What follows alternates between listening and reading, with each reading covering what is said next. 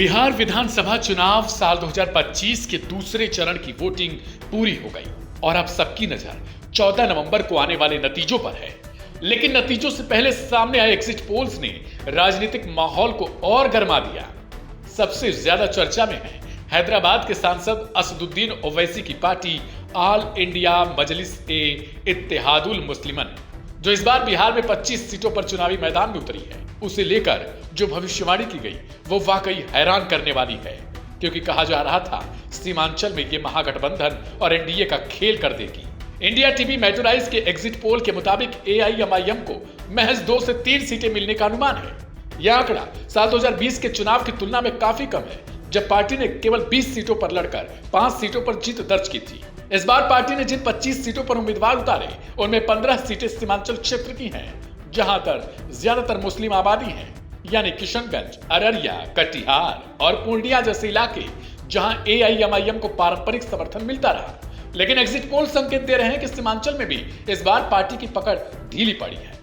दैनिक भास्कर के exit poll में AIMIM को सिर्फ 1 सीट मिलने का अनुमान है। रिपोर्ट बताती है कि पार्टी इस बार अपने मजबूत इलाकों में भी संघर्ष करती नजर आ रही है।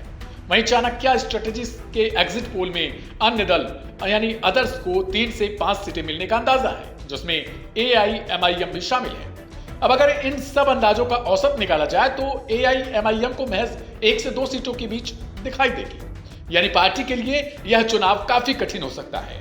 राजनीतिक विश्लेषकों का मानना है कि एआईएमआईएम की कमजोरी की मुख्य वजह इस बार 3 फैक्टर रहे। पहला, महागठबंधन और एनडीए के बीच सीधी टक्कर में मुस्लिम वोटों का बंटवारा कम होना।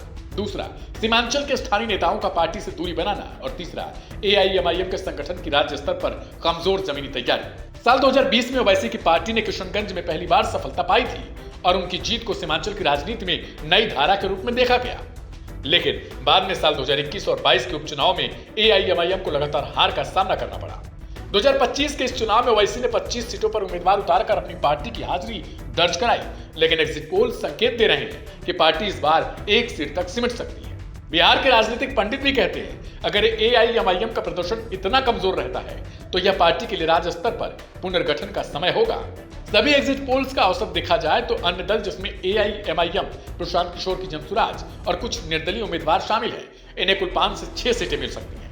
इनमें से एआईएमआईएम के लिए संभावित हिस्सा 1 सीट तक बताया जा रहा है। नतीजे क्या कहेंगे ये 14 नवंबर को स्पष्ट होगा, लेकिन एग्जिट पोल्स ने ओवैसी की पार्टी के लिए मुश्किल की तस्वीर खड़ी कर दी है। आप क्या सोचते हैं? कमेंट बॉक्स में इन एग्जिट पोल्स को लेकर अपनी राय जरूर रखिएगा और देखते रहिए लाइव हिंदुस्तान।